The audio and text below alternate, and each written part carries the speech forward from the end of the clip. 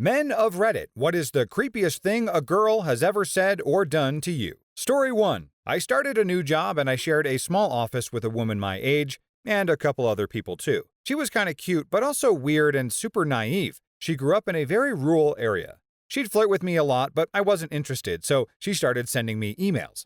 They were super long, detailing her whole day, and she sent them to me every day. I never responded.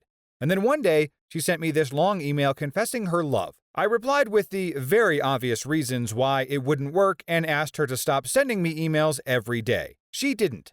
They kept coming, and this went on for months. I then asked her in person and online to stop, but I still got these email memoirs every day. Eventually, I had another female office mate who was her friend to have a talk with her. Finally, the emails stopped. Bonus, not long after, I moved very far away, like the other side of the world far away. Another office mate sent me an email after I'd been there a few months asking me what city I lived in. I told her, and she wrote back that she had heard a crazy mailer was moving there, to this same small city halfway around the world. That couldn't be a coincidence, right? I asked the office mate for more details, and it got creepier and creepier. She was moving into my neighborhood, she had gotten a job nearby, and she was looking for an old friend, etc. It was about a week before the old office mate finally came clean that she was messing with me. What is it about certain women that just can't take a hint and leave someone alone? I know it's a very real thing that if you ignore a woman, it may only make her more crazy for you, but I feel like it's a lose-lose situation.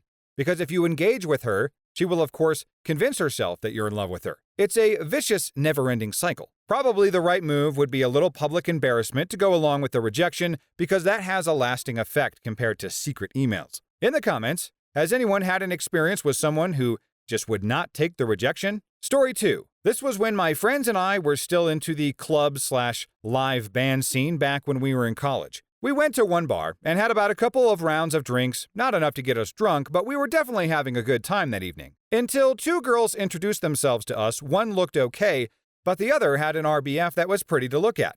My friends were like, alright, cool, two girls making the first move, great, let's see where this goes. The second girl sat beside me, and from the get-go was so weird to me. She would place a beer in front of me and would say, chug that. I ignored it every time, and she didn't seem to mind, but things like that went on during the night. Almost like orders. She would say, dance with me, or take a shot, while her friend was conversing away with my other friends. Then out of nowhere, this weird girl, she transformed as if getting possessed, and just gave all of us this angry, spiteful look. Her eyes were just full of hate, and scratched one of my friends on the neck. To make things short, we noped out of that place so quickly, I sobered up instantly. On the drive home, my friends and I were just stunned silent. Story 3. Stalked me for 5 years after we broke up. She kept writing me letters at every address I lived at during that 5-year period. If she didn't have the address, she'd send them care of my parents. The most memorable is the one where she told me she was married, and he's a great guy, but he's not you. Once not long after I'd moved to a new address, I came home and found a box of cookies she'd FedExed to me. Eventually, I moved to a new state. I knew from her return addresses that she lived and worked there, and was worried that we'd run into each other, but realized that was pretty unlikely. Then, after less than a year, she found me through a blog I was keeping and left a message on my voicemail demanding we meet. I posted a message to her on my blog telling her to stop harassing me or I'd call the police. Up to that point, I'd been ignoring her, hoping that she'd take the hint. That night she called, and I repeated my threat to bring the authorities in, and I haven't heard from her since. Man, if I were this chick's new husband, I'd be pissed. Imagine being in love with someone and marrying them just to find out that she is still obsessed with her ex-boyfriend and then writes him letters on a regular basis. I would start the divorce proceedings ASAP for that. It's not just that she writes to her ex, it's that she basically craps all over her husband and compares him to this guy. What a gut punch. Glad the guy in this story finally got her to leave it alone though, because he seemed like he needed a break. Story 4. I'm sort of a magnet for crazy girls, or maybe it's just me, but the craziest thing a girl said to me was, I wish I could lock you in a cage and throw away the key so no one else can come near you, just me. Sounds fake and insane, but it is incredibly true, unfortunately. Was with her for about 1.5 years, and she didn't lock me away, but anytime she found out I spoke to another girl, even if it was a coworker, she would flip the hell out. She even forgot about the day we first met and proceeded to go mental, saying I was talking about another girl, and then she blocked me on everything until she remembered everything again. Took her about an hour, I'd say. Story 5. Okay, many years ago I had a '92 Camaro, which I kept in great condition and drove when I was on leave. One night, I'm driving home from a date when I get lit up.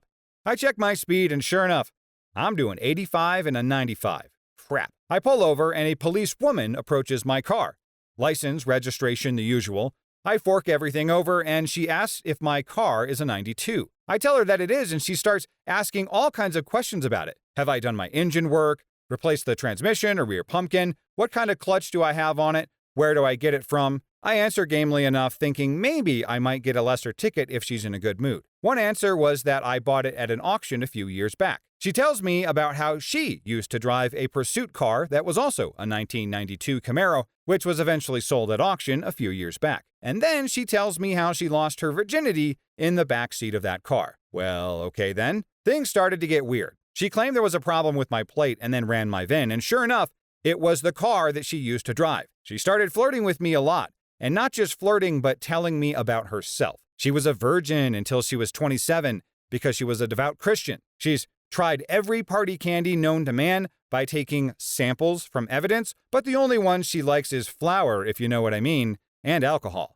She likes to party. After she saw my military ID, she starts telling me about a Marine she used to date and how they would do it in public, how much she loves our troops. She wants to have kids, a boy and a girl, and she can't see herself settling down, though, unless it's with a cop or a soldier. I started out confused, but by the time she climbed into the back seat and was telling me that she'd like to recreate some old memories, I was getting freaked out. This was an adult woman in her full police getup in my back seat, basically proposing to me and offering to consummate the union right there, and on the side of a road in an upscale suburb of Miami in the middle of the night. An image occurred to me of me coming home after dating and breaking up with her to find my next girlfriend dead and a murder weapon with my fingerprints on it lying next to her. I couldn't shake it the whole time. I was scared in a way I've never been before. I made excuses, claimed to have a girlfriend, which I did not. The date hadn't gone that well, and I told her I had to get up early in the morning. She let me off with a warning and her phone number. I never lost a number so fast in my life, but I spent the rest of my leave getting spooked by every cop car I saw, thinking it was her. Yeah, what can I say about this story but WTF? What is wrong with people? And how did this insane woman become a police officer in the first place? I don't know if this guy got this officer's badge number or name to report her, but I suppose he might be so scared to even do that. It also depends on when this occurred because back in the day, it was pretty much the officer's word against yours. At least in this day and age with cell phones, you can record that contact and be like, see? This woman was crazy and tried to have her way with me while on duty. Story 6. There was that one girl in university that was quite the creep. She was in a real bad breakup and I stood by her as a friend. Not my type in every single way. Anyways, she was pregnant with her ex-boyfriend's baby, and our faculty had a party where she showed up, wanted to drink and party, which everyone declined giving her alcohol, when nearly at the end of the evening she goes, you know, maybe you should just say your future stepdaughter hello, and she would appreciate your D when she is old enough. I was so disgusted that I said that I had to take a pee and fled the scene, avoiding that woman like the plague. Story 7. Not me, but my dentist told me this story once. He was still studying to be a dentist, and they would work free clinics often in poor areas around the campus for practice requirements. A girl came in a few times to have some cavities filled, and by the last session, he said, "Great, we're done, all your holes are filled." To which she apparently replied in the chair, giving him bad sexy eyes. Not all of them, not so bad, but his wife, then serious girlfriend, was the dental assistant, and he says the combination of location, situation, and the circumstances creeped him out so much, he nearly ran out of the office. Story 8. Back when I was age 16 and still in school, a female classmate became really obsessed and would send me tons of weird messages, always trying to pair with me in science class and just staring at me a lot all of the time. I was usually just polite in return and never went out of my way to interact with her. She ended up getting really creepy and getting me in a lot of crap. At one point, her messages became genuinely worrying, and I did not know what to do. I remember the night when it got really bad was when she sent me a picture of my name carved into her arm.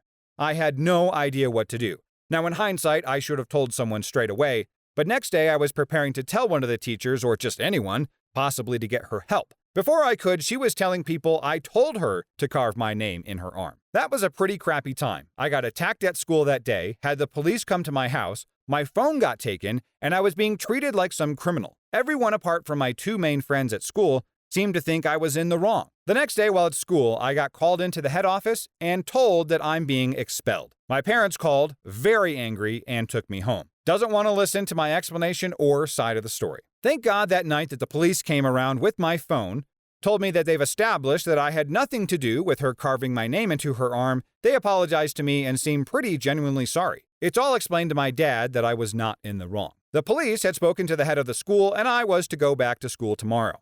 And he had told me that she would not be there when I go back. It is very frustrating how quickly the other students, as well as the school administration, just jumped to all of these conclusions and expelled this person right away. I mean, innocent until proven guilty, right? Everyone deserves their due process. At least this was corrected by the school and the person was allowed to go back and the crazy chick kicked out.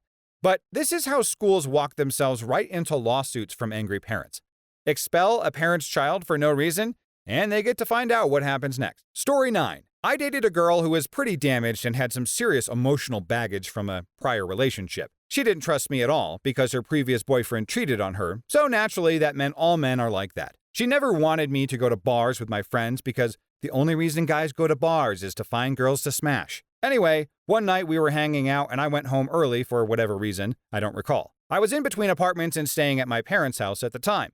And I woke up at 1 a.m. and went downstairs to grab a glass of water. I just happened to glance out the little window in the front door as I walk by, and what do I see?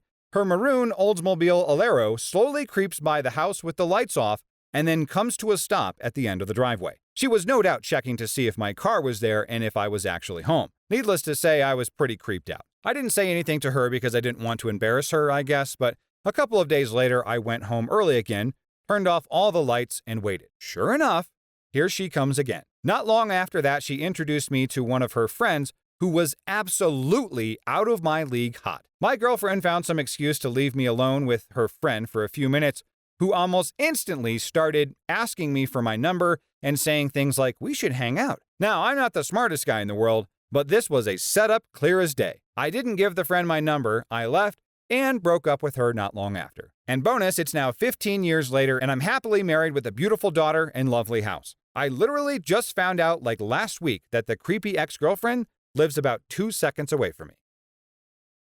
Story 10. Back when I was 19 or 20 years old, I had a part-time counter job at a local shop. After work, I would go out to my car and I started finding notes tucked under my windshield wiper. They were casual, like, "You're so cute, I want to get to know you" type notes. There was no name or anything, so I just kind of shrugged it off and went about my business. The notes started becoming more frequent and eventually turned into full-out love letters. They talked about being lonely and wanting to be my girlfriend, but she was too shy to talk to me.